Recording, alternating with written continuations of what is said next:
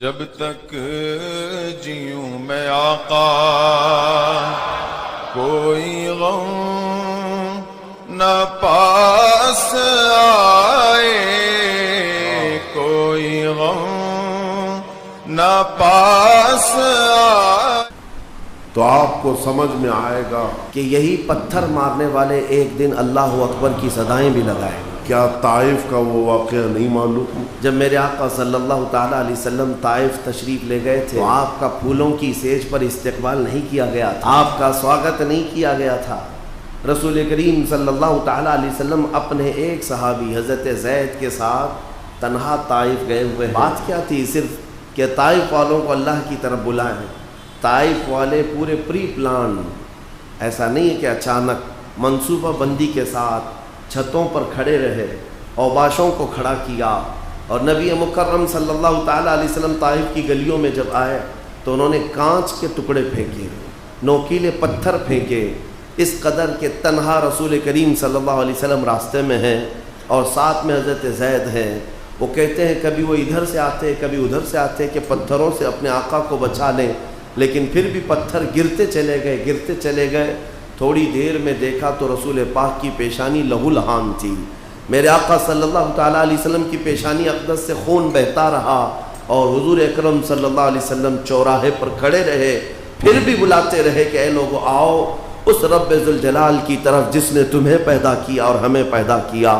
دعوت کا سلسلہ ختم نہیں کیا، اس وقت تک پکارتے رہے، یہاں تک کہ زخموں سے چور ہو کر رسول کریم صلی اللہ علیہ وسلم جب تھک گئے تو ایک پہاڑ کی اوٹ پر، ایک پہاڑ کے کنارے پناہ لینے کی غرض سے آپ تشریف لے گئے۔ وہاں بھی طائف کے ظالموں نے پہاڑ کے اوپر سے پتھر کو پھینکنے کی کوشش کی، بہت بڑا پتھر جس کو ہلا دیا جائے تو وہ ڈھلکتے ہوئے نیچے کو آئے اور حضور اکرم صلی اللہ علیہ وسلم پر گر جائے، لیکن فرشتوں نے اس پتھر کو روک لیا۔ حضرت زید فرماتے ہیں کہ رسول کریم صلی اللہ تعالیٰ علیہ وسلم جب تھک کر کے بیٹھے ہوئے تھے تو آپ کی نالین پاک میں نے نکالنا چاہا تو نالین خون سے جم چکی تھی، تلووں میں اتنا خون تھا کہ نالین پاک چپک گئی تھی۔ حضور اکرم صلی اللہ تعالیٰ علیہ وسلم کی نالین پاک نکال کر کے انہوں نے دھویا، چہرے پاک کو صاف کیا، 3 دن تک طائف میں قیام کیا۔ کوئی خیریت پوچھنے والا نہیں تھا، کوئی آپ کی وہاں پر حمایت والا نہیں تھا، پھر بھی رسول کریم صلی اللہ علیہ وسلم جمے رہے۔ روایات میں ملتا ہے کہ عذاب کے فرشتے آئے، جو پچھلی امتوں پر عذاب لاتے تھے، وہ فرشتے آئے، عرض کیا یا رسول اللہ صلی اللہ علیہ وسلم، ہم وہی ملائکہ ہیں جنہوں نے قوم سمود پر عذاب نازل کیا، قوم لوط پر عذاب نازل کیا، اور دیگر امتوں پر جب ان کی نافرمانیاں بڑھتی تو عذاب نازل کرتے۔ آپ حکم فرما دیں، طائف شہر 2 پہاڑوں کے بیچ میں آباد ہے، 2 پہاڑوں کے بیچ میں شہر آباد ہے۔ یا رسول اللہ صلی اللہ علیہ وسلم آپ حکم فرمائیں، ان دونوں پہاڑوں کو ہم ملا دیں گے، یہ بستی ہمیشہ کے لیے ختم ہو جائے گی، اس کا نشان نہیں رہے گا۔ رسول مختار صلی اللہ تعالیٰ علیہ وسلم، رسول رحمت صلی اللہ تعالیٰ علیہ وسلم نے اللہ کی بارگاہ میں جو دعائیہ الفاظ عرض کیے تھے وہ حدیثوں میں آج بھی موجود ہے۔ عرض کرتے ہیں یا رب العالمین، اے خلاق عالمین، مولا قدیر کی بارگاہ میں میرے آقا ہاتھ اٹھا کر یوں کہتے ہیں کہ میں قلت حیلتی، میں اپنی کمزوری کی شکایت کرتا ہوں کہ میں ان تمام چیزوں کو ان لوگوں کے سامنے رکھ نہیں سکا۔ اور پھر یوں عرض کرتے ہیں کہ مولا ان لوگوں نے پتھر برسائے، انہوں نے مجھے مارا یا تکلیفیں دیں، ان لم یکن غضبک علی فلا ابالی، مولا اگر تو مجھ سے ناراض نہیں ہے تو مجھے ان چیزوں کی پرواہ بھی نہیں ہے، انہوں نے جو کچھ بھی میرے ساتھ کیا اس کی مجھے پرواہ نہیں، اگر تو مجھ سے ناراض نہیں ہے مولا، اگر تو راضی ہے تو یہ سارے کام میں خوشی خوشی قبول کرتا ہوں۔ یہ رسول رحمت صلی اللہ تعالیٰ علیہ وسلم کے الفاظ ہیں۔ اور اس کے بعد طائف والوں کے لیے کیا کہا؟ حضرت زید کہتے ہیں حضور پاک صلی اللہ تعالیٰ علیہ وسلم یہ ارشاد فرمانے لگے صحابی سے، اپنے غلام سے، زید سے، کہا کہ زید میں ان کی نسلوں میں کلمہ پڑھنے والوں کو دیکھ رہا ہوں، آج پتھر برسا رہے ہیں، میں ان کی نسلوں میں کلمہ پڑھنے والوں کو دیکھ رہا ہوں۔ میرے آقا ویسی تشریف لے گئے، چند سالوں کے بعد پورا طائف دامن اسلام میں داخل ہو چکا تھا. 14 صدیاں گزر گئی. حرم پاک سے لے کر طائف کا آپ سفر کریں, پورے عرب کو آپ دیکھ لیں, لیکن طائف آج بھی وہ شہر ہے جہاں سال بھر میرے مصطفیٰ کی میلاد پڑھی جاتی ہے. طائف میں خود دیکھا ہوں, آج بھی بہت سارے وہاں پر مشائخ موجود ہیں. رسول کریم صلی اللہ تعالیٰ علیہ وسلم کی محبت کے گھرانے آج بھی طائف میں موجود ہیں. رسول رحمت صلی اللہ علیہ وسلم کی دوربین نگاہ بتا رہی تھی کہ یہ وہ لوگ ہیں جو آج شیطان کے بہکاوے میں آ کر پتھر تو اٹھائے ہیں, کل ان کی نسلیں کلمہ طیبہ کا ورد بھی کریں گی اور پرچم اسلام یہی لہرائیں گے. میں آج یہی کہتا ہوں پتھر مارنے والوں سے, اے مومنو انتظار کرو. رب ذوالجلال جب اپنے گھر کی حفاظت کرتا ہے تو کبھی دشمنوں کے خیمے سے ہی بچوں کو اٹھاتا ہے. اسی لیے اقبال نے کہا تھا, حرم کو مل گئے پاسباں صنم خانے سے. کبھی کبھار رب تبارک و تعالیٰ کا یہ قانون ہے. میں آپ کو ایک صحابی کی بات بتاتا ہوں, سعید بن عامر, ایک مکہ مکرمہ کے نوجوان, ان کی عمر صرف 16 یا 17 سال کی ہے. وہ کہتے ہیں مکہ میں بڑے عیش کے ساتھ رہتا تھا, بڑے پیسے والے گھر سے آپ کا تعلق تھا. کہتے ہیں ایک بار مکے میں شور ہونے لگا, کیونکہ محمد صلی اللہ تعالیٰ علیہ وسلم اور ان کے ساتھیوں کا روز کچھ نہ کچھ معاملہ ہوتا تھا. مکہ میں موب لنچنگ تو ہوتی رہتی تھی, کبھی اس کو پکڑا, کبھی اس کو پکڑا, کبھی اس کو مارا, یہاں تک کہ شہادتیں بھی ہوئی, اور مکہ میں یہی ڈسکشن چلتا رہتا تھا. آج محمد کے غلاموں کے ساتھ ایسا ہوا ہے, ویسا ہوا ہے. ایک دن مکہ میں بڑا شور مچ گیا.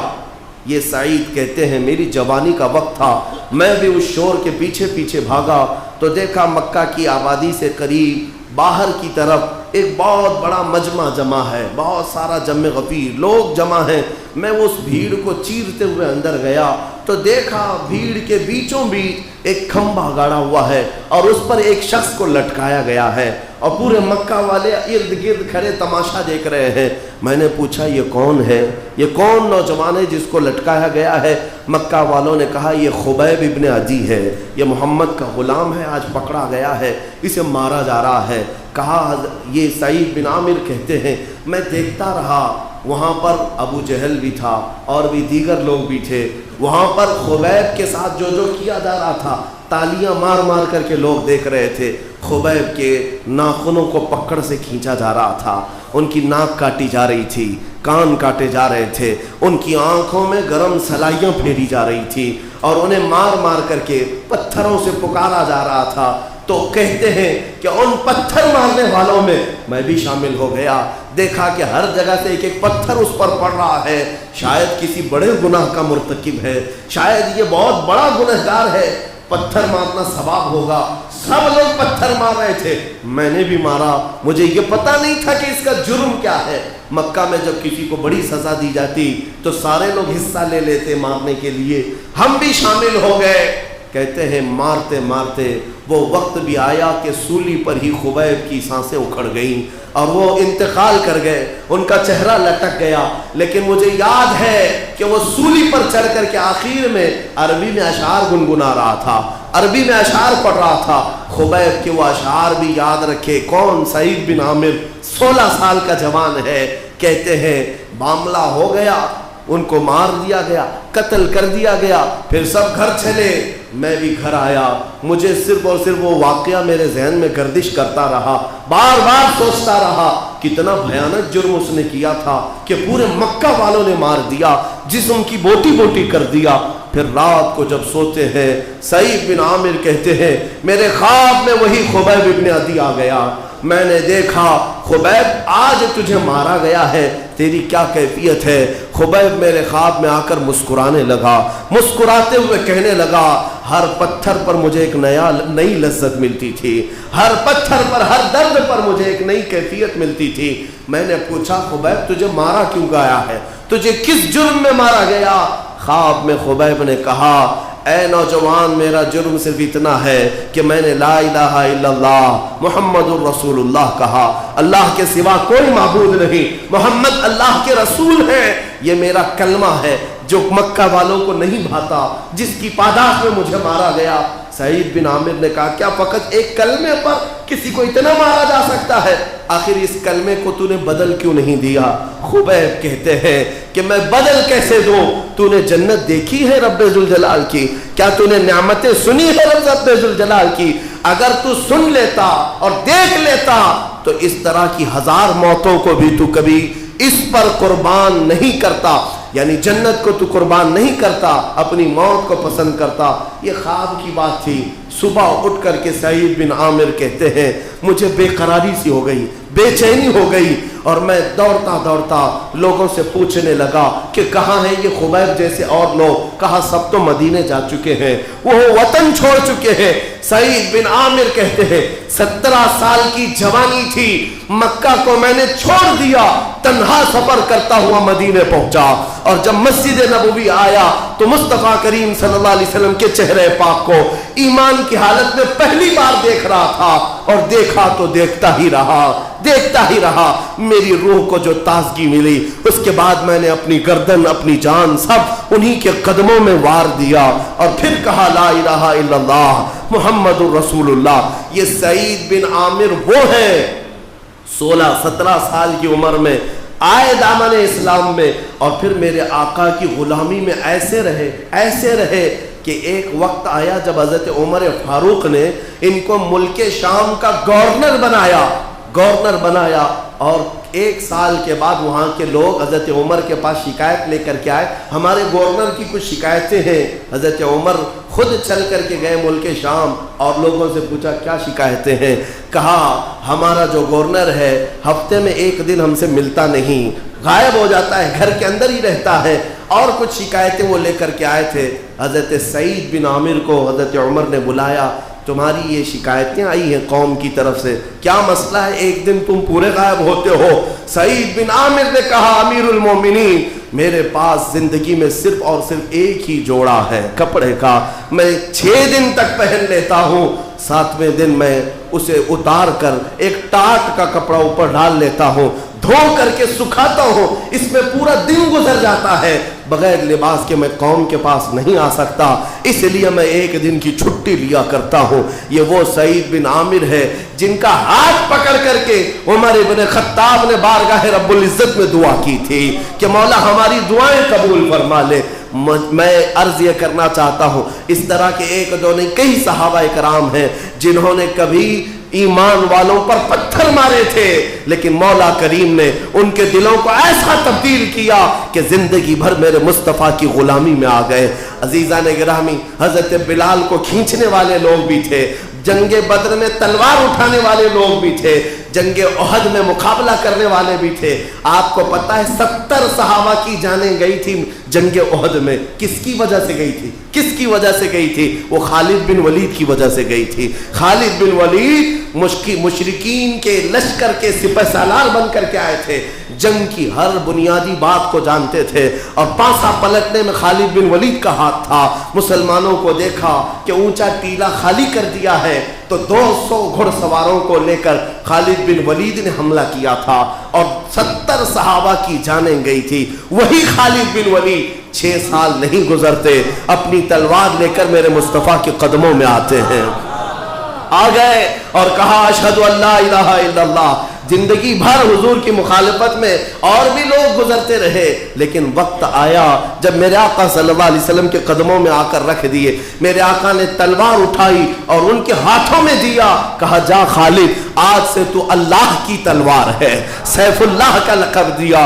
حضرت خالد بن ولید نے اس کے بعد اپنی زندگی میں 125 جنگیں لڑی، اور اللہ نے ہر جنگ آپ کو فتح و کامرانی سے ہمکنار فرمایا۔ میں تاریخ میں اگر جاؤں 1-2 نہیں میرے عزیزوں، کتنی مثالیں تمہیں رکھ کر کے بتا دوں۔ آپ کو پتا ہے وہ ابو سفیان جس کی وجہ سے جنگ بدر ہو گئی تھی، ابو سفیان کی وجہ سے جنگ بدر ہوئی تھی۔ یہی رمضان المبارک کا موسم ہے کہ 17 رمضان المبارک کو جو جنگ بدر ہوئی، کس وجہ سے؟ ابو سفیان مال کا قافلہ لے کر ملک شام جا رہا تھا۔ کون سے مال کا؟ یہی مدینے والوں کا لوٹا ہوا سامان تھا، صحابہ کا رکھا ہوا سامان تھا۔ میرے آقا نے فرمایا اپنا اپنا سامان لے لو اس کے قافلے سے۔ ابو سفیان بچ بچا کر کے ملک شام بھی پہنچ گئے، واپس تجارت کر کے مکہ بھی پہنچ گئے، لیکن حضور پاک صلی اللہ تعالیٰ علیہ وسلم اور ان کے ساتھیوں کے ہاتھ نہیں لگے۔ باوجود اس کے ابو جہل اور ابو سفیان یہ سب مل کر کے 1000 کی تعداد لے کر میرے آقا پر چڑھائی کرنے کے لیے بدر تک آ گئے تھے۔ آپ کو پتہ ہے خون ریز جنگ ہوئی تھی اور بہت خطرناک جنگ ہوئی تھی۔ بدر کے موقع پر 70 کافر مارے گئے، 70 قیدی کیے گئے، لیکن اس کے بعد جو حالات بدلے، پتہ ہے 2 سال گزرے تھے، 2 یا 4 سال گزرے تھے جب میرے آقا صلی اللہ تعالیٰ علیہ وسلم عمرہ کے لیے جا رہے تھے۔ کہاں کہاں نہیں روکا گیا اسلام کو، میں تمہیں بتاتا ہوں۔ حضور پاک صلی اللہ تعالیٰ علیہ وسلم اپنے 1400 صحابہ کو لے کر عمرہ کی غرض سے آئے ہیں، مکہ والے عمرہ کرنے بھی نہیں دے رہے ہیں، بیچ راستے میں روک دیا، احرام اتارنے پر مجبور کیا، ایگریمنٹ بنوایا، سائن کروایا اور واپس بھیج دیا۔ اس میں کون لوگ تھے؟ روکنے والوں میں کون تھے؟ سر فہرست ابو سفیان ہے، سب سے مین کردار ادا کرنے والے ابو سفیان ہے کہ آپ کو عمرہ آنے نہیں دیں گے، طواف کرنے نہیں دیں گے، اور یہاں پر حرم پاک میں آپ کو داخل ہونے نہیں دیں گے۔ ابو سفیان ہی کے نعرے تھے، ابو سفیان کے ہمنوا تھے۔ سال گزر گیا، 10,000 کا لشکر صحابہ کا تیار تھا۔ میرے آقا دوبارہ مدینے سے نکل کر حرم کعبہ میں آ رہے تھے۔ اب حالات بدل چکے تھے۔ ایک بات یاد رکھنا، جتنے نشے میں چور لوگ ناچتے ہیں انہیں اندازہ نہیں کہ سورج شام تک رہتا ہے پھر ڈوب جاتا ہے۔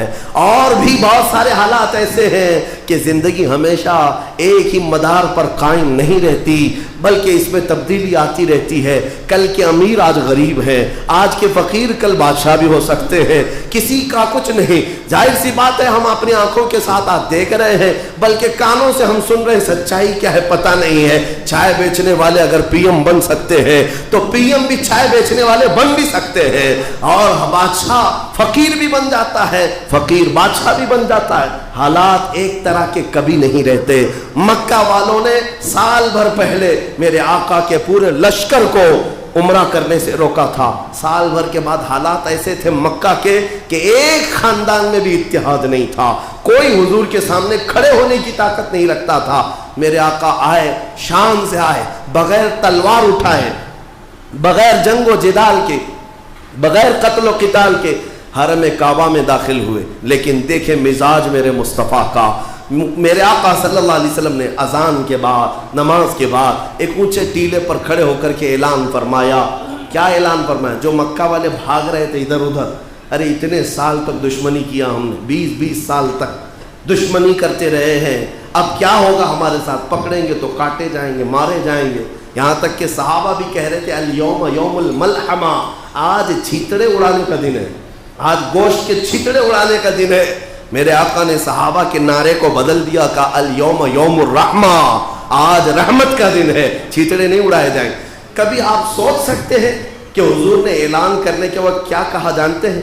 حضور اعلان کرتے ہیں، مکہ والوں غور سے سن لو، جو حرم میں آ گیا وہ امان میں ہے، اسے پوچھا نہیں جائے گا۔ جو میرے دادا کے گھر عبد المطلب کے ہاں جائے گا وہ امان ہے، اسے اس کے لیے امان ہے۔ لیکن اعلانات میں حضور نے یہ بھی فرمایا، جو ابو سفیان کے گھر میں جائے گا اسے بھی امان ہے۔ حالانکہ ابو سفیان ابھی ایمان بھی نہیں لائے، دشمنی میں 20 سال تک حضور کے مقابل میں کھڑے رہنے والے، کئی ایگریمنٹ سائن کروانے والے، جنگوں کو ابھارنے والے، لیکن حضور اس دن اعلان کر رہے ہیں جو ابو سفیان کے گھر میں جائے گا اسے بھی امن ہے۔ جب یہ بات ابو سفیان کو بتائی گئی جو گھر میں اپنے آپ کو قید کر کے بیٹھے تھے، کہا تجھے امان نہیں دی گئی بلکہ جو تیرے گھر میں آئے گا اسے بھی امان دی گئی ہے۔ ابو سفیان نے کہا اتنا بڑا دل والا میں نے آج تک دیکھا ہی نہیں۔ باہر نکل کر اپنی بیوی کے ساتھ آئے، ہندا، یہ وہ ہندا ہیں جنہوں نے حضرت امیر حمزہ کا سینہ چھاپ کر کے کلیجہ نکال کر کے چبایا تھا۔ حالات ایک طرح کے نہیں رہتے، حالات ایک طرح کے نہیں رہتے۔ جنگ احد میں رسول پاک کے چچا کا کلیجہ چبانے والی آج ابو سفیان کے ساتھ آئی ہیں اور میرے آقا صلی اللہ علیہ وسلم کے پاس اپنا سب کا سب سپرد کر رہی ہیں۔ اور کلمہ طیبہ پڑھ کر مشرف اسلام ہوئے۔ خبردار، اب زبان ان کے بارے میں کھولنا نہیں، اس لیے کہ انہوں نے صحابیت کا مقام پایا ہے، صحابیت کا مقام پایا ہے۔ حضور پاک صلی اللہ تعالیٰ علیہ وسلم فتح مکہ کے دن، سنیں توجہ سے، ایک صحابی ہیں عمیر بن وہب رضی اللہ تعالیٰ، وہ بھی مشرف اسلام ہوئے۔ یہ وہ تھے جو قتل کرنے کے لیے حضور کو مدینے گئے تھے، ہاں تلوار لے کر کے۔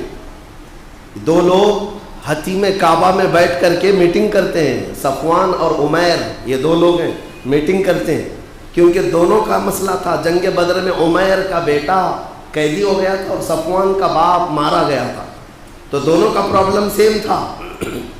تو دونوں نے میٹنگ کی کہ محمد کا قتل کر دیں گے۔ صفوان بڑے پیسے والا، عمیر سے کہا تو تلوار لے کر کے جا، اگر تو مار دیا تو پھر میں تیرے سارے قرضے چکا دوں گا اور تجھے منہ مانگا انعام دوں گا۔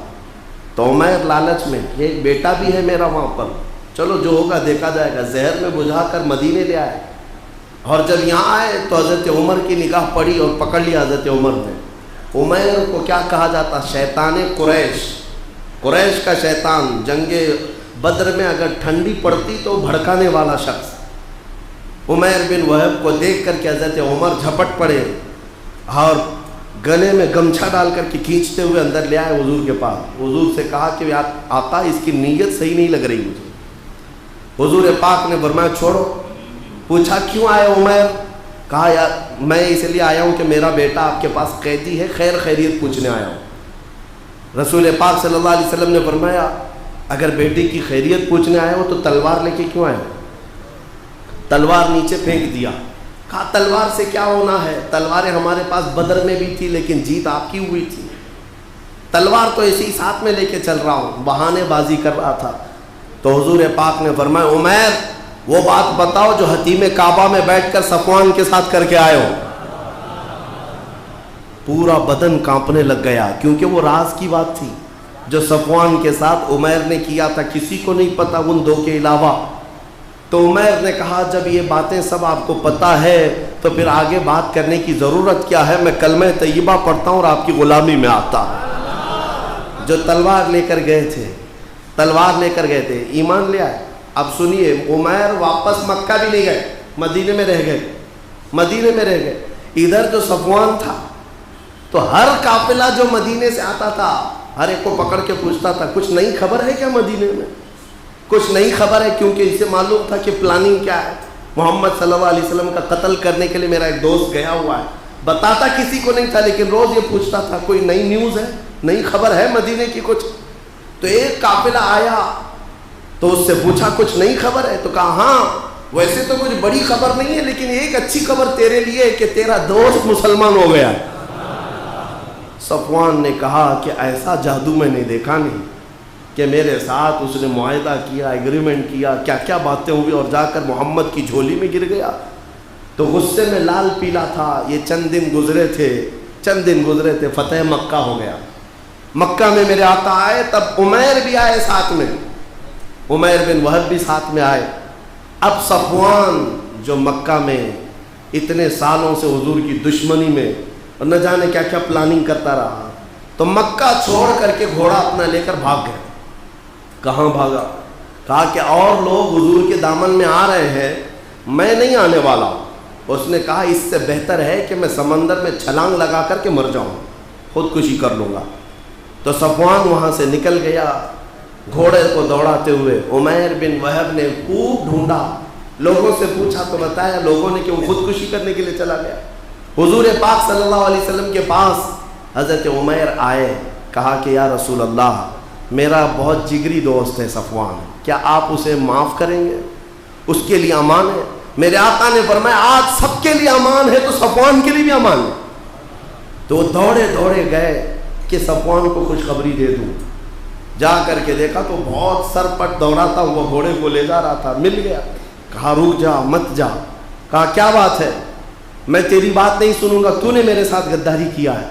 عمیر نے کہا صفوان حقیقت کی زندگی تو نے دیکھا نہیں، اس زندگی میں ایک بار آ تو جا، روح کا جو سکون ہے وہ تو محسوس کرے گا۔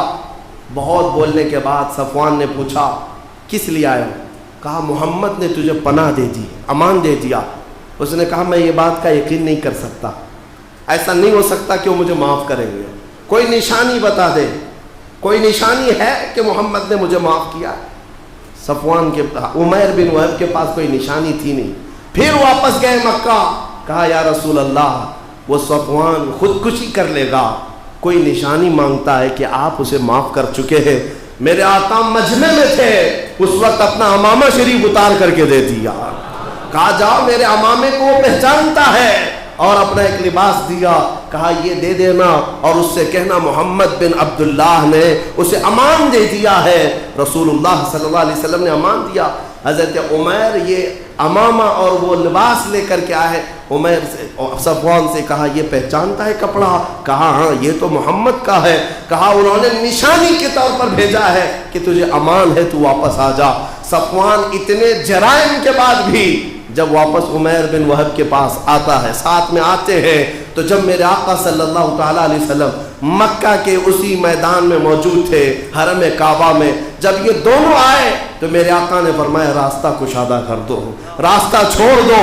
صفوان بھی آئے، عمیر بن وہب بھی آئے، اور یہ عزت اپنی پہلی مرتبہ حضور کی بارگاہ میں دیکھا تو صفوان نے کہا میری روح نے اب تک غلط کیا تھا، اصل روح کی زندگی تو انہی قدموں میں موجود ہے۔ میرے عزیزوں پہچاننے کا وقت ہوگا، تھوڑی دیر گزرے تو میں دیکھتا ہوں کہ پتھر مارنے والوں کی زبان پر بھی اللہ اکبر کی صدائیں آئیں گی، اور جو مسجد کی آواز سے آج بے چین ہیں ان سے بھی میں کہوں گا ایک وقت آئے گا جب تمہاری روح بے قرار ہوگی، تمہاری کانوں میں اذان پڑی جائے تو تمہاری روح کو قرار بھی آئے گا۔ تمہیں پتہ نہیں اس آواز میں جو برکت ہے، اس آواز میں جو طمانینت ہے، تمہیں اندازہ نہیں، اور انشاءاللہ العزیز حالات بدلیں گے۔ لیکن اس سے پہلے اب میں آپ کے سامنے یہ کہنا چاہتا ہوں، یہ جو کرنٹ سچویشن ہے یہ تو ہماری تاریخ تھی، جنہوں نے کیا وہ دامن اسلام میں آئے، اور یہاں پر بھی ہم نے دیکھا ہے ہمارے اسی ملک میں جنہوں نے مسجد گرانے پر ہتھوڑے مارے تھے، ان میں بھی کئی ایسے ہیں جو کلمہ طیبہ پڑھے ہیں اور دامن اسلام میں آئے ہوئے ہیں، آج تک وہ نمازی بھی رہے ہیں۔ ہاں حالات ایک طرح کے نہیں ہوتے، اور جو شقی القلب ہے، ازلی دشمن ہے، اور جو ہمیشہ کے لیے جہنم میں جانے والا ہے، اس کی بات میں نہیں کرتا۔ جس کے دل پر اللہ نے مہر لگا دی ہے اسے تو جہنم کا راستہ ہی صحیح ہے۔ مگر میں آپ سے یہ کہنا چاہتا ہوں یہ جو چیزیں جو آج بنی ہیں یہ کیا ہے؟ بہت تیزی سے بدلتے ہوئے حالات۔ میں نے تاریخ میں دیکھا ہے کہ یہ جینوسائیڈ جس کو کہا جاتا ہے، یعنی نسل کشی، ایک پوری کی پوری قوم کا خاتمہ کرنا، یہ باضابطہ پلاننگ کے ساتھ ہوتا ہے۔ دنیا میں ایسا کئی مرتبہ ہوا۔ ہٹلر نے جرمنی میں کیا تھا جس کو ہولوکاسٹ کہا جاتا ہے، یہودیوں کے بہت بڑے طبقے کو اس نے ہلاک کیا تھا۔ جیسے کہ تاریخ میں بتایا جاتا ہے 60 لاکھ یہودیوں کو مارا تھا اس نے، ایک ہی کمیونٹی کو ٹارگٹ کرنا، یہ جینوسائیڈ، نسل کشی۔ اسی طرح اوگانڈا میں، یہ افریقہ کی ایک سرزمین میں، جہاں پر ایک کمیونٹی کو پورے طور پر تباہ کیا گیا تھا، جس میں وہ آبادی کے 6 لاکھ لوگ ایک ہی سال میں مارے گئے تھے، اور ان کی لاشیں میدان میں بکھری ہوئی رہتی تھیں، چیل کوے کھاتے رہتے تھے آپس کی دشمنیوں میں۔ اسی طرح یہ نسل کشی بوسنیا کے مسلمانوں کے ساتھ کی گئی تھی، برما کے، میانمار کے مسلمانوں کے ساتھ نسل کشی جس کو کہتے ہیں، ایک ساتھ پورے خاندانوں کو تباہ کرنا۔ یہ کرنے کی پلاننگ جو ہوتی ہے یہ دنیا کی کٹر واد تنظیمیں کرتی ہیں، جن کے اندر انسانیت نہیں ہوتی، حیوانیت، اور جو انسانوں کا درد نہیں رکھتے، وہ اس طرح کے قتل عام کی سازشیں رکھتے ہیں جیسے ہٹلر نے کیا۔ اور آپ کو پتہ ہے ہمارے اس دیش کی بڑی تنظیم، ہاں جن کو اپنے دنیا بھر کی سب سے بڑی تنظیم ہونے کا فخر ہے، RSS جماعت کے بڑے لیڈروں نے ہٹلر کی تعریف بھی کیا ہے، باضابطہ لکھا بھی ہے کہ ہٹلر بہت اچھا آدمی تھا، کیونکہ کنڈلی ملتی جلتی ہے، دونوں سب پلاننگ ساتھ میں ہے۔ میرے عزیزوں، یہاں مسلم نسل کشی کی جو پلاننگ ہو رہی ہے یہ ایسا نہیں کہ اچانک ہو رہا ہے، اس کے لیے کئی اسٹیپ پر کام کیا جاتا ہے، کئی اسٹیپ پر۔ سب سے پہلے ہیٹریٹ، نفرت پھیلائی جاتی ہے، ایک کمیونٹی کے خلاف خاص طور پر پروپیگنڈا پھیلانا، وہ آج ہو چکا. بعض دانشوروں نے کہا ہے کہ 10 سٹیپ پر یہ کام کرتے ہیں، جس میں 8 سٹیپ پر آج یہ کام کر چکے. خاص طور پر ایک کمیونٹی کو ٹارگٹ کرنا اور ان کی امیج کو میجورٹی کے سامنے ڈیمیج کر کے بار بار بتانا، یہ کام میڈیا بھرپور کر رہا ہے. ان کے پاس سوائے اسلام، مسجد، نماز، مسلمان، ٹوپی، برقع، داڑھی، گوشت کچھ بھی مدعا نہیں ہے. ہاں، پورے دیش میں داڑھی داڑھی ہے، پورے دیش میں ٹوپی ٹوپی ہے، پورے دیش میں صرف اذان ہی ہے اور باقی کچھ نہیں. سارے مدعے ختم ہیں. لوگ بھوک مری کے شکار ہیں، وہ مدعا نہیں ہے. کہاں لوگوں کو سہولیات نہیں، نوکری نہیں ہے، وہ مدعا ہی نہیں ہے. لوگوں کو بنیادی جو سہولیات ہیں، مہنگائی کے دور سے جوجھ رہی ہے قوم، یہ مدعا ہی نہیں ہے. یہ کوئی مدعا نہیں ہے. اور ساری چیزیں یہاں پر دھری کی دھری رہ گئی. پہلے بھی ہم نیوز دیکھتے تھے، سنتے تھے، ارے کیا کیا نیوز آتی تھی، کہاں کہیں گاڑی پلٹ گئی، کچھ لوگ ہلاک ہو گئے، کہیں ایکسیڈنٹ ہو گیا، کسی کے ہاں چوری ہو گئی. اب کچھ ہوتا ہی نہیں پورے دیش میں، کہیں گاڑی پلٹتی نہیں، ایکسیڈنٹ ہوتا ہی نہیں، بلکہ پورے دیش میں صرف اذان ہوتی ہے. ہاں، صرف داڑھی دکھتی ہے اور ٹوپی دکھتی ہے اور برقعے دکھتے ہیں اور ہر جگہ صرف گوشت دکھتا ہے. یہ کیا ہے؟ باضابطہ ٹارگٹ کرنا ایک کمیونٹی کو. جبکہ دنیا کی آبادی 6.5 ارب ہے، یعنی تقریباً 650 کروڑ، لیکن اناج اور غلہ جو ہے آبادی سے ڈبل نکلتا ہے زمین سے. یہ اللہ تعالیٰ کی قدرت ہے اور اس کے انتظامات ہیں. 6.5 ارب آبادی ہے، 650 کروڑ آبادی ہے، اور 1200 کروڑ لوگوں کے کھانے کا غلہ، اناج یا پھل فروٹ جو بھی غذائیں ہیں وہ دنیا میں سال بھر میں جمع ہو جاتی ہے. لیکن حیرت کی ایک رپورٹ اور بھی ہے کہ ہر سال 200 کروڑ لوگ ایسے ہیں جن کو دوسرے وقت کا کھانا ہی نہیں ملتا. پھر اتنا کہاں جاتا ہے؟ یہ اناج کہاں جاتا ہے؟ یہ غلہ کہاں جاتا ہے؟ اگر ہماری آبادی سے ڈبل یہ آ رہا ہے اور پھر 200 کروڑ لوگ بھوکے کیسے رہتے ہیں دنیا میں؟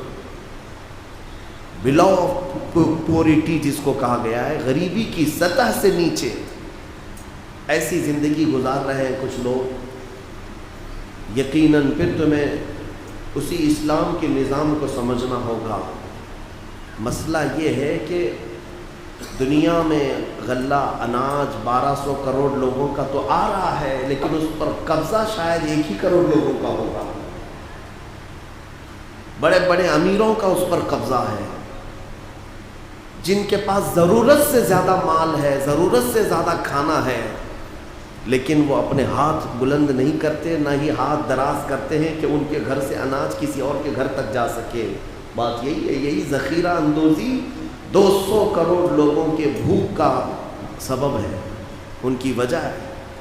یہ ان سب کے قاتل ہیں. آپ کو پتہ ہے، دنیا کی رپورٹ نکالیں آپ، ہر سال لاکھوں لوگ سے بھوک کی وجہ سے مر رہے ہیں. آج بھی مر رہے ہیں، صرف برداشت نہیں، بھوک کی وجہ سے مر جاتے ہیں. کئی علاقے ایسے ہیں، میں خود اپنے زمانے طالب علمی کی بات بتاؤں، افریقہ کی سرزمین پر کئی ایسی بستیاں آج بھی ہیں، وہ لوگ سیدھے گھاس نکالتے ہیں اور ابالتے ہیں اور کھا جاتے ہیں. زمین کی گھاس نکالتے ہیں، پانی میں ابالتے ہیں اور کھا جاتے ہیں.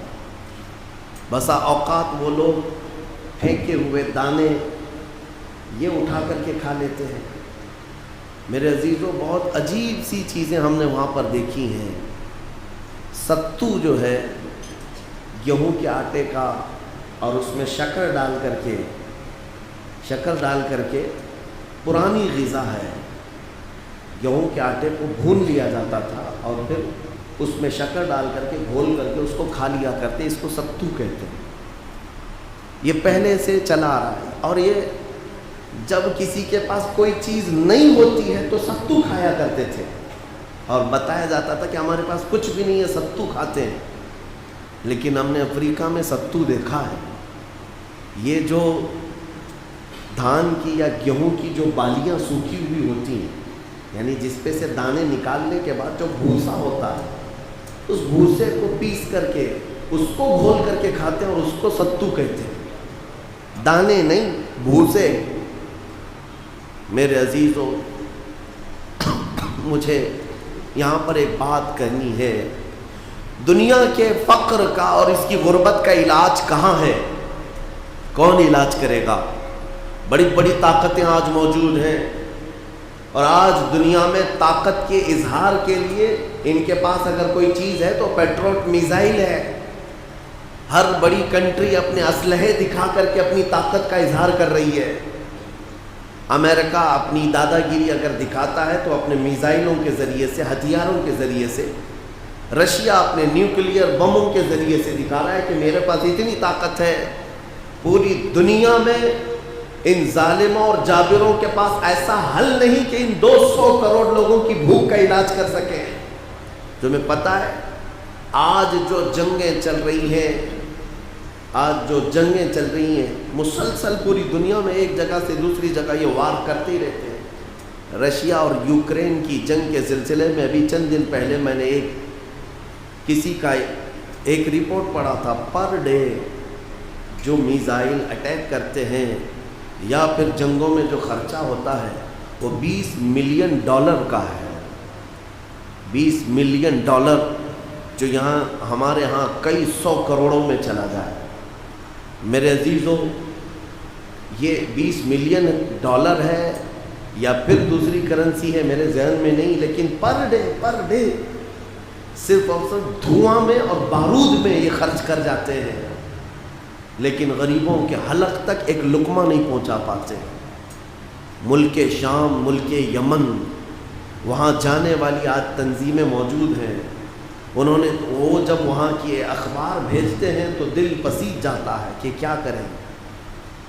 پورے ملک شام پر اتنے بم اور بارود برسائے گئے ہیں کہ وہاں تقریباً 50 لاکھ لوگ بے گھر ہیں، جن کے گھروں کی چھتیں اڑ چکی ہیں، ملبہ ہے، ڈھیر ہے، کچھ نہیں ہے۔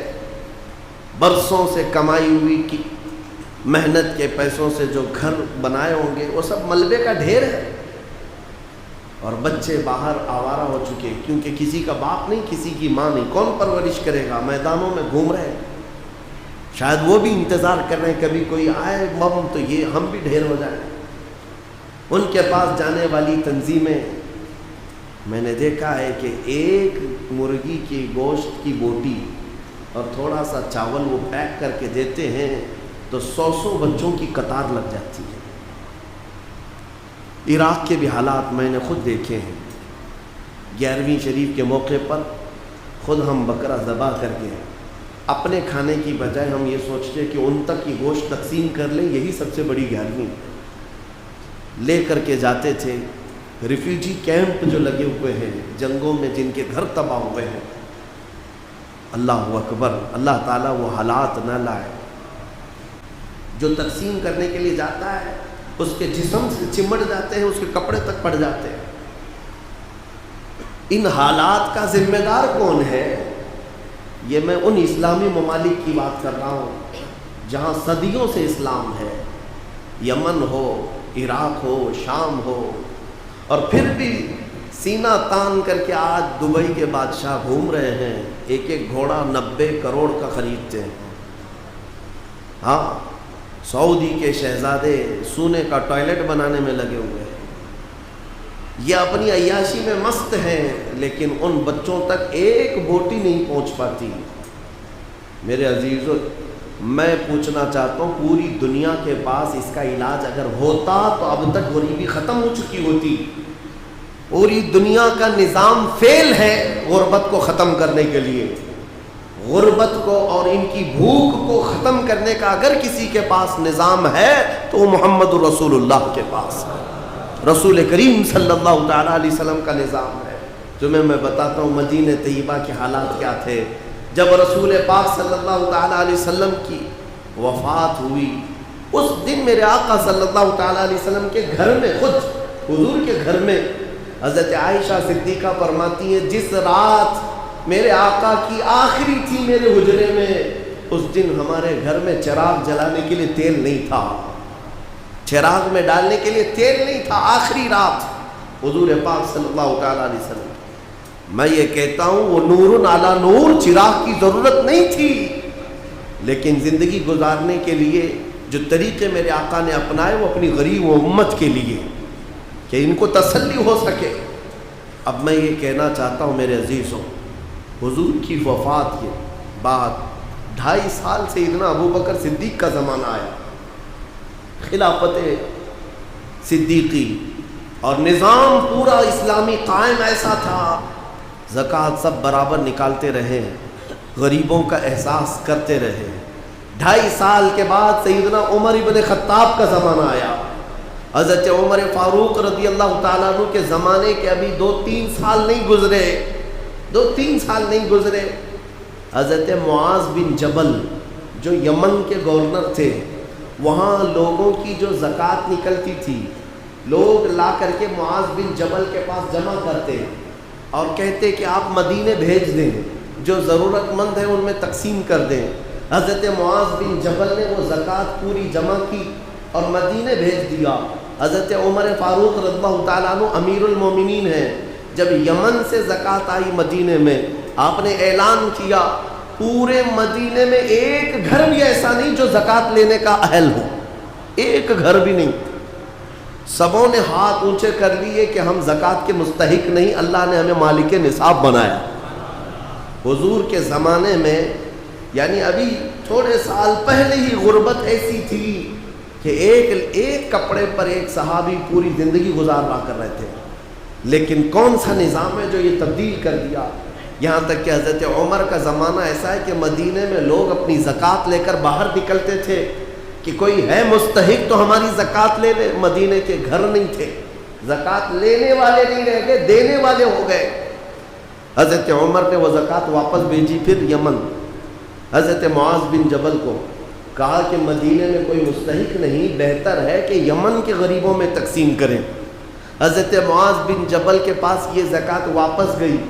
پھر حضرت معاذ بن جبل نے دوسرا خط لکھا، کہا امیر المومنین پورے یمن میں تقسیم کر دیا گیا اور یہاں زکوٰۃ لینے والا کوئی ہے نہیں، اس لیے مدینے بھیجا گیا ہے. اندازہ کریں جہاں جہاں میرے مصطفیٰ کے غلام گئے غریبی سے انہیں آزاد کرایا ہے. احساس اسی چیز کا نام ہے. خود کھا کر کے اپنے عیش کی فکر کرنا اور دوسروں کی فکر نہ کرنا یہ اسلامی مزاج ہے ہی نہیں. میں جو رپورٹ آپ کے سامنے رکھا ہوں اسی سے آپ اندازہ کر سکتے ہیں کہ دنیا میں اگر 1200 کروڑ لوگوں کا کھانا دستیاب ہوتا ہے سال بھر میں، جبکہ آبادی 650 کروڑ ہے، اور پھر رپورٹ یہ بتاتی ہے کہ ہر سال 200 کروڑ لوگ بھوکے رہ جاتے ہیں، تو یہ جاتا کہاں ہے؟ صرف اور صرف یہی وجہ ہے کہ یہ جن کے پاس مال آتا ہے ان کے ہاں دوسروں کا احساس مر چکا ہے، احساس ختم ہے. تم خود اپنے گھروں میں جھانک کر کے دیکھ لو. اور ایک رپورٹ حیرت کی ہے، اللہ اکبر. میں نے یہ سب اینالائز کرنے والے سے یہ رپورٹ لیا تو حیرت کی بات یہ بھی ہے 200 کروڑ لوگ بھوکے رہ جاتے ہیں، اور پھر یہ بھی بتایا اس میں رپورٹ میں کہ 200 کروڑ لوگوں کا کھانا ہر سال صرف گٹروں میں بہا دیا جاتا ہے، برباد کیا جاتا ہے.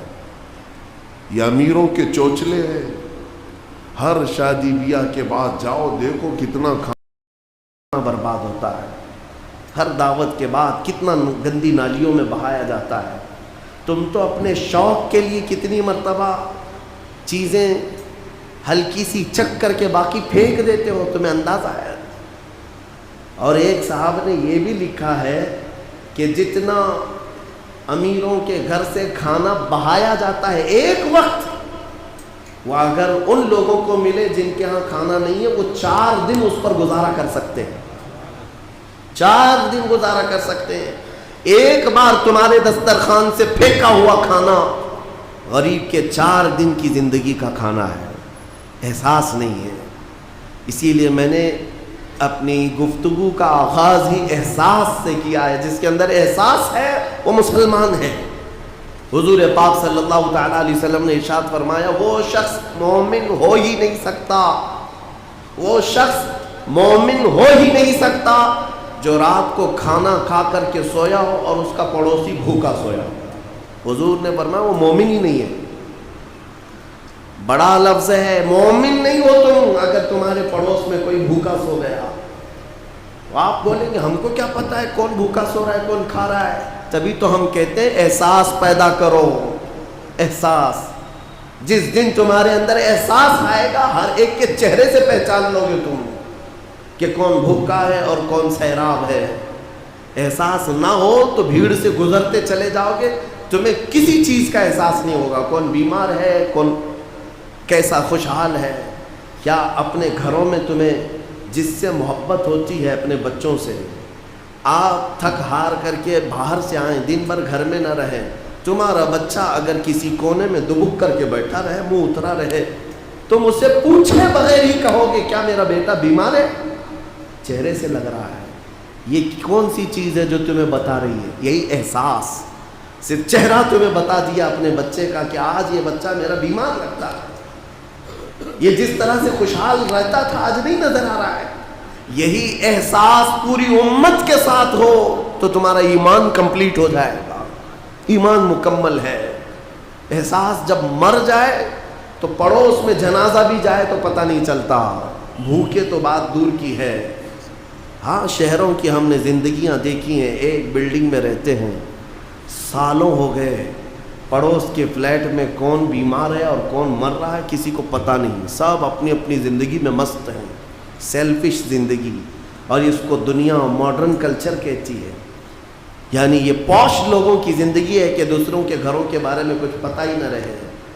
نہیں میرے عزیزو، میرے مصطفیٰ کریم صلی اللہ علیہ وسلم کا نظام تو وہ ہے کہ ایک جنگ میں تین صحابہ ایسے ہیں جو اپنے بھائی کی پیاس کی وجہ سے اپنی جان دے دیے، اپنی جان تک دے دیے، خود زخمی گرے ہوئے ہیں میدان میں، پیاس کی شدت ہے، لیکن دوسرے بھائی کی آواز آئی کہ مجھے پیاس لگی ہے، اپنا پانی قربان کر دیا، نہیں اسے پہلے پلا دو۔ یہ احساس ہے، یہ احساس ہے۔ اور اگر احساس نہ ہو تو یہ سیلفش زندگی، کسی کو کچھ بھی ہو جائے پتہ نہیں چلے گا۔ تمہیں پتہ ہے میرے آقا صلی اللہ تعالیٰ علیہ وسلم کا احساس کتنا تھا؟ نبی اکرم صلی اللہ تعالیٰ علیہ وسلم اس قدر حساس تھے، خاص طور پر غریبوں کے لیے۔ صحابہ فرماتے ہیں ایک بار مسجد نبوی شریف میں ہم بیٹھے تھے، مسجد نبوی شریف میں رمضان کا موقع ہے، دسترخوان بچھا ہوا ہے، افطار کا وقت ہے۔ افطار کے وقت یہاں کس کو ہوش رہتا ہے بلکہ ساری چیزیں میرے سامنے آ جائیں، دوسرے کو ملے نہ ملے، یہ تو بھوک کے بعد ایسا احساس پیدا ہونے لگتا ہے۔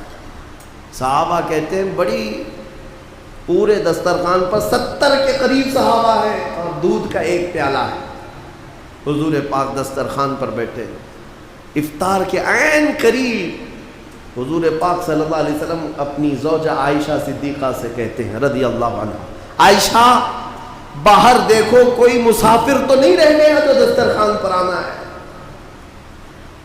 یہ احساس حضور پاک صلی اللہ علیہ وسلم افطار کے لیے بیٹھے۔ حضرت عائشہ کہتی ہیں میں نے کھڑکی سے جھانک کر دیکھا، جنت البقیع کے پاس ایک درخت کے نیچے ایک آدمی اپنی سواری باندھ رہا تھا اور لگتا تھا کہ کہیں سفر سے آیا ہے۔ ام المومنین نے پکار کر کے کہا ہاں یا رسول اللہ کوئی مسافر نظر آتا ہے۔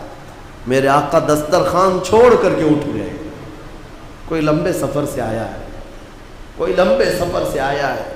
میرے آقا صلی اللہ تعالیٰ علیہ وسلم اس آئے ہوئے مسافر کو لینے کے لیے گئے، افطار پہ چند لمحے باقی رہ گئے ہیں۔ وہ آیا، اس کو دیکھا، حضور پاک صلی اللہ علیہ وسلم نے دھول سے اٹے ہوئے لباس، چہرہ پورا بکھرے ہوئے بالوں کے ساتھ۔ حضور پاک صلی اللہ تعالیٰ علیہ وسلم نے پوچھا، بڑے لمبے سفر سے وہ آیا تھا اور میرے مصطفیٰ سے ملنے آیا تھا۔ میرے آقا نے پوچھا کچھ کھائے پیے؟ کہا نہیں۔ نبی اکرم صلی اللہ تعالیٰ علیہ وسلم ہاتھ پکڑ کر کے دسترخوان پر لائے اور جو دودھ کا پیالہ تھا پورا کا پورا اس مسافر کو دے دیا۔ اور ہوا ایسے دیہات سے آنے والے لوگ کبھی کبھار آتے تھے، آداب اس طرح کے سب کو پتہ نہیں ہوتے، دسترخوان پر بیٹھے ہوئے اس آئے ہوئے مسافر نے پورا دودھ پی لیا، جو 70 صحابہ موجود تھے، اور پھر سبوں نے کھجور پر، صرف ایک کھجور پر افطاری کر لی، کسی کی زبان پر شکایت نہیں، کسی کی زبان پر شکوہ نہیں۔ یہ اسلام کا مزاج ہے۔ اور آپ کو پتہ ہے جب تک تمہارے اندر یہ احساس نہیں آ جائے گا کہ میری خوشیوں میں مجھے کچھ حصہ دوسروں کا بھی رکھنا ہے، تب تک تمہارا ایمان بھی کمپلیٹ نہیں ہے۔ تم مارکیٹ جاتے ہو آج رمضان کی عیدوں کی تیاری کے لیے، دیکھتا ہوں مارکیٹ بھری رہتی ہے، اپنے بچوں کی من پسند کپڑے خریدتے ہو، چاہے وہ جتنے مہنگے ہوں جیسے بھی ہوں، نہیں لیکن عید میں میرے بچوں کو خریدنا ہی ہے، اور ایکسٹرا بھی خریدتے ہیں۔ لیکن تمہیں پتہ ہے کئی گھر ایسے ہیں جن کے بچے اپنے ماں باپ سے بول بھی نہیں سکتے کہ اس مہینے ہمیں کپڑے لائے، نہیں لا سکتے۔ کیا یہ احساس کسی کے اندر ہے کہ جب میں شاپنگ کروں تو ایک ڈریس ایکسٹرا لے لوں، ایک نیا جوڑا ایکسٹرا لے لوں، تاکہ میں وہاں تک پہنچا دوں جس کے بچے کے باپ کے اندر خریدنے کی طاقت نہ ہو، تاکہ عید میں وہ بھی ہمارے ساتھ شامل ہو سکے؟ کیا تم عیدوں کے وقت یہ احساس کا واقعہ نہیں سنتے؟ جب میرے آقا صلی اللہ علیہ وسلم عیدگاہ جا رہے تھے، بیچ میں ایک یتیم بچے کو دیکھا جو پھٹے پرانے کپڑے میں تھا، حضور نے اس سے پوچھا کیا تیری عید نہیں ہے؟ اس بچے نے کہا عید تو ہے لیکن میرے بابا نہیں ہیں، میرے بابا نہیں ہیں، وہ شہید ہو چکے ہیں، مجھے پہنانے والا کون ہے آج؟ وہ کائنات کے آقا و مولا جو انیس بے کساں ہے، چارہ ساز درد منداں ہے، اس یتیم کو اٹھا کر اپنے گھر لائے اور اپنے ہاتھوں سے نہلایا، حسنین کریمین کے کپڑے پہنائے، عیدگاہ جانے کے وقت واپس آ کر کے، اور پھر اس بچے کو اپنے کندھوں پر سوار کر کے عیدگاہ لے جانے لگے۔ کون ہے یہ جو احساس رکھتا ہے؟ حسن و حسین انگلی پکڑ کر کے چل رہے ہیں اور یتیم بچہ کندھے پر سوار ہے، مصطفیٰ کریم کے کندھے پر سوار ہے۔ بلکہ اس دن دیکھنے والے صحابہ اش اش کرتے رہ گئے، اور کئی بچے تو یہ تمنا کرتے رہ گئے کاش ہمارے بھی باپ مرے ہوتے تو میرے آقا کندھے پر اٹھائے ہوتے، یتیم ہوتے ہم۔ میرے عزیزو، یتیموں کا حقیقی اس دنیا میں کوئی چارہ ساز درد منداں ہے، بے قصوں کا انیس کوئی ہے تو میرے مصطفیٰ کی ذات، اور انہوں نے پورا نظام تمہیں دیا ہے۔ یہ صرف سنانے کے لیے نہیں، یہ کوئی کہانیاں نہیں ہیں جو تمہیں سنائی جاتی ہیں، تمہارے عمل کے لیے ہے کہ اپنی زندگی میں تمہارے پاس جو چیز بھی آئے اس کا ایک حصہ ان لوگوں کے لیے خاص کر دو، کیونکہ قرآن میں ہے وَفِي أَمْوَالِهِمْ حَقٌّ لِلسَّائِلِ وَالْمَحْرُومِ۔ غریب لوگ قیامت کے دن مقدمہ کریں گے، مولا ہم کو تو نے کیوں نہیں دیا مال، ہم کو مال نہیں دیا، ہمارے پاس اتنے اسباب نہیں تھے۔ رب تعالیٰ فرمائے گا تمہارا مال بھی دیا تھا امیروں کے پاس، تو غریب کہیں گے انہوں نے تو ہمیں نہیں دیا، ان کے پاس میں نے تمہارا حق رکھا تھا، تو کہیں گے ہمارا حق تو انہوں نے دیا ہی نہیں زندگی پر، وہ خود کھاتے رہے۔ اس بات پر ان امیروں کی پکڑ ہوگی، میں نے تمہیں جو مال دیا تھا وہ سب تمہارے عیش کے لیے نہیں، مانگنے والے اور محروم لوگوں کا حق بھی میں نے تمہارے مال میں رکھا تھا۔ تم یہ سمجھتے رہ گئے کہ سارا مال ہمارا ہے، کیوں دیں گے ہم دوسروں کو؟ جس قدر دو گے اللہ اتنا نوازے گا، اس کا وعدہ برحق ہے، اس کا وعدہ برحق ہے۔ اللہ تعالیٰ فرماتا ہے بنی آدم تم مجھے دے دو اپنا صدقہ، میں تمہارے صدقے کی ایسی حفاظت کروں گا کہ قیامت تک نہ جلے گا نہ گھٹے گا۔ جب سب سے زیادہ تجھے حاجت ہوگی اس دن میں قیامت کے دن تیرا سارا مال نفع کے ساتھ لوٹاؤں گا، نیکیوں کے ساتھ لوٹاؤں گا، یہ اللہ کا وعدہ ہے، حدیث میں ہے۔ لیکن یہاں لوگوں کو ایسا لگتا ہے کہ ہم کچھ دے دیں گے تو گھٹ جائے گا۔ میرے عزیزو، ایکسٹرا خیرات کرنا تو دور کی بات ہے، 2.5% جو زکوٰۃ ہے وہی لوگوں کی باقی رہ گئی ابھی، 2.5% یہ نہیں نکال پاتے، دوسرا کیا خیرات کریں گے؟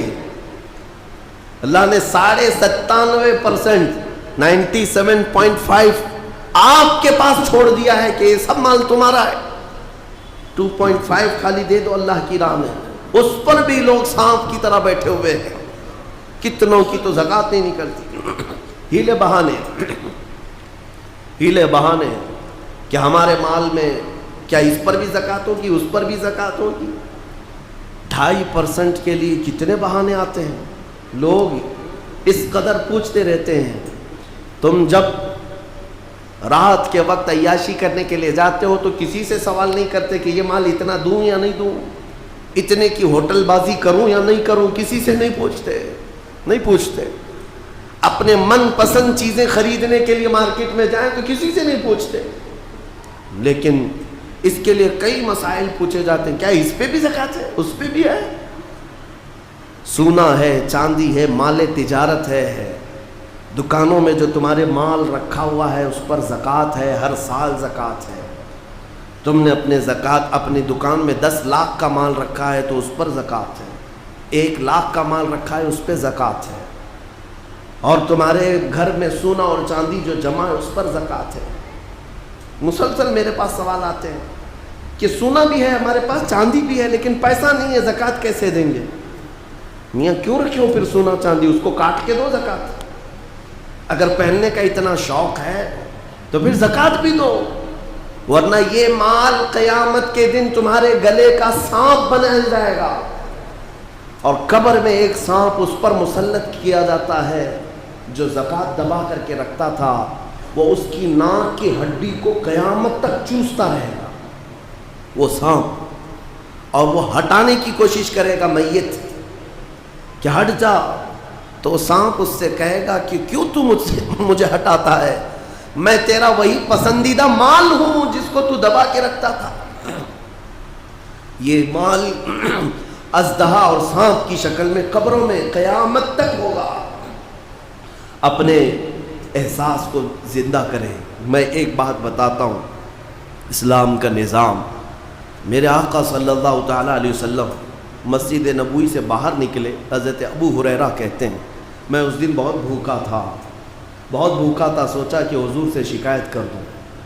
جب میں باہر نکلا حضور نظر آ گئے، میں نے کہا یا رسول اللہ پیٹ، انہوں نے دکھایا پیٹ، حضور پاک صلی اللہ تعالیٰ علیہ وسلم نے اپنا جبہ اٹھایا تو 2 پتھر بندھے ہوئے تھے، کہا ابو ہریرہ میرے گھر میں بھی 3 دن سے کھانا نہیں بنا ہے، لیکن چلو میں تمہیں ساتھ لے کر چلتا ہوں، کچھ کھلا دے۔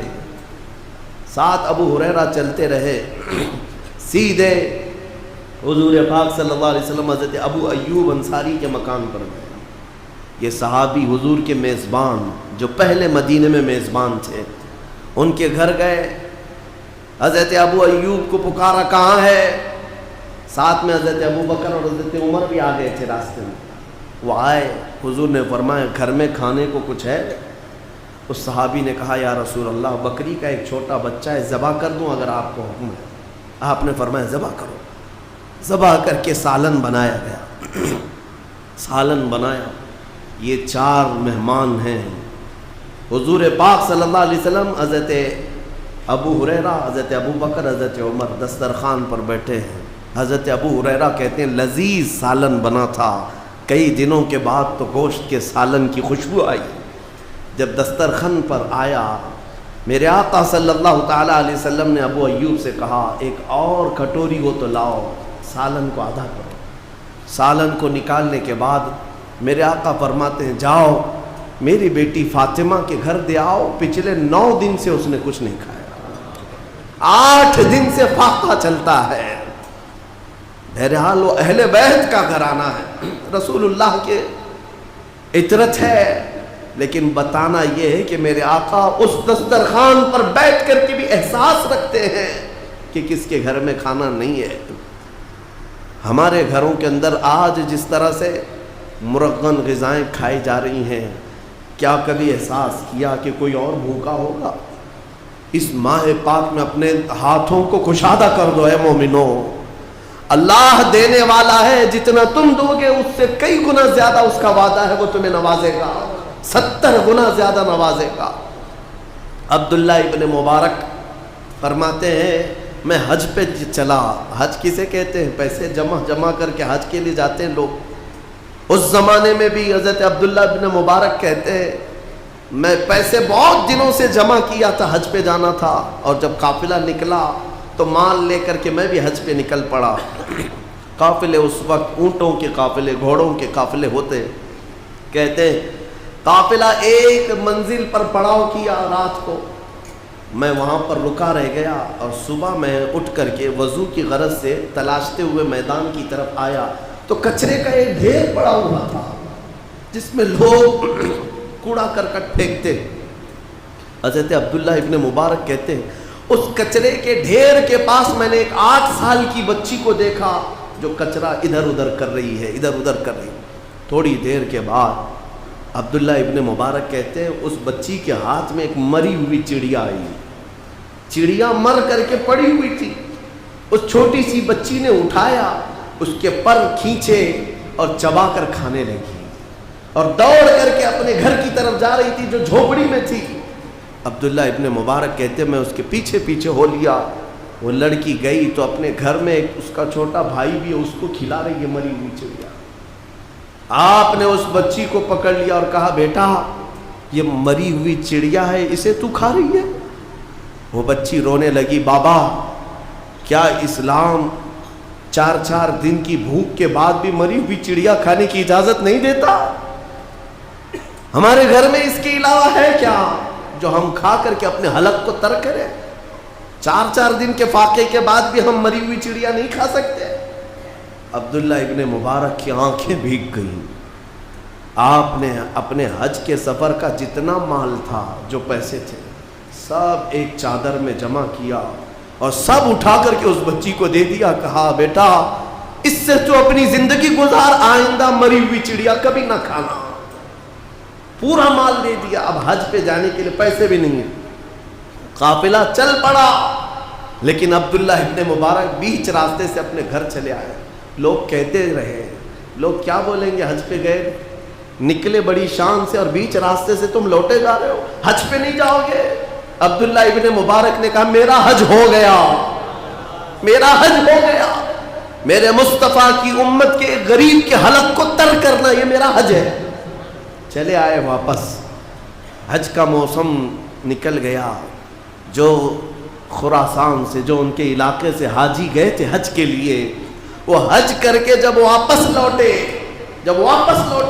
تو لوگ پوچھ رہے تھے حاجی صاحب کیسا رہا حج؟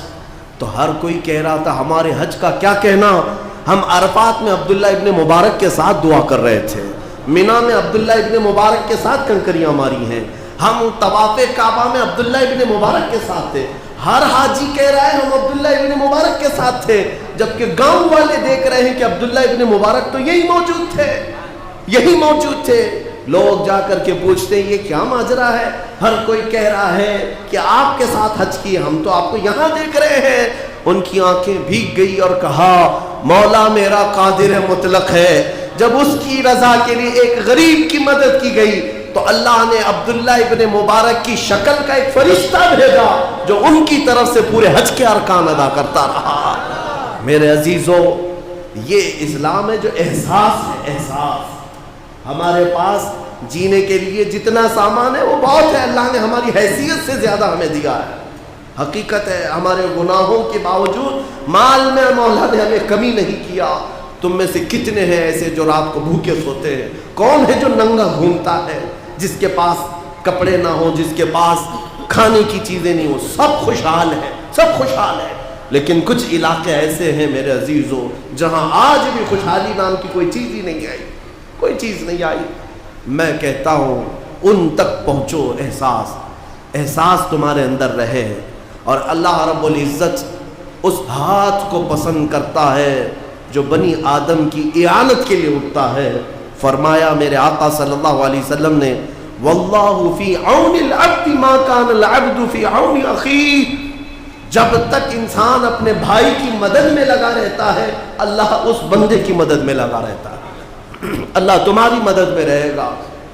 تو ایک نظام ہونا چاہیے. حضور حجت الاسلام نے اعلیٰ حضرت کے بڑے شہزادے ایک نظام پیش کیا تھا, آج سے تقریباً 100 سال پہلے.